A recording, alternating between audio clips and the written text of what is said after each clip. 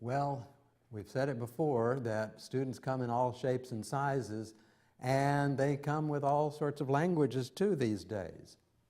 Let's look at this fact. The fact that in this country, more and more students are entering school from a household that is speaking a language other than English.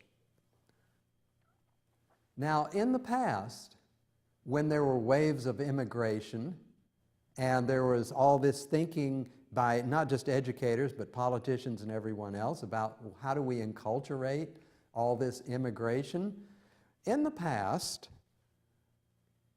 people debated about this sort of thing, about language and such in schools, and the fact that people were coming from different cultures, and the debate centered around, well, is coming from another culture a deficit, or is it just different? And that might seem rather antiquated these days in the multicultural milieu that we live in these days, but that was the past. Today, educators really think in terms of can we be responsive to the varying cultures that are coming into our classroom, the cultures and the languages. How can we respond to what they need? Well, also, let's be careful about something here before we go any further. Language and culture are not the same thing. I'm here in a studio where Spanish is being spoken many times a day, and guess what? It comes from many different cultures. That can happen in your classroom too. So, what does it mean to have language learners in your classroom? It probably means that there's going to be a need for those learners to start learning English and start learning in English. Okay, hear the difference. Learning English, learning in English in your classroom. What do schools do about that? Well, depending on your jurisdiction, your district, your state laws, let's see what kind of things could be offered. There are programs for students who are learning English, which we call maintenance type programs, where the students learn in both languages. And that works in schools where there's maybe only one other language other than English. Obviously, there are some schools where that wouldn't be so easy for the school to work with if there are 8 or 10 other languages. It could be accommodated, though.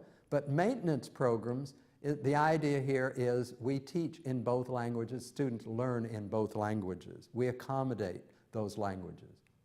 There are transitional programs where we start off in the early grades, students are learning in their native language, but as we are teaching them English skills, we start expecting them then to take instruction in English over a period of time. Then there are ESL programs, English as a Second Language. ESL programs emphasize English right from the very beginning. We're going to totally immerse you in English right from the beginning. We're not going to accommodate your language much at all. We want you to start learning English and learning in English as quickly as possible, and so we'll just throw you right into the mix. One last thing about this topic, which is vast, and obviously I'm just touching on the basics here. One thing, though, that research has found out, and research not only in education, but we're talking about brain research as well, and that is that the people in the world who are bilingual have increased cognitive abilities that people who are monolingual do not have. Fact. Knowing 2 or more languages increases certain areas of the brain capacity and ability that single language people probably could never understand. So, it's certainly not a deficit to come to school knowing another language. The important thing is, how does your school, how does your classroom deal with getting students accommodated to what they need now and what they're going to need in the future?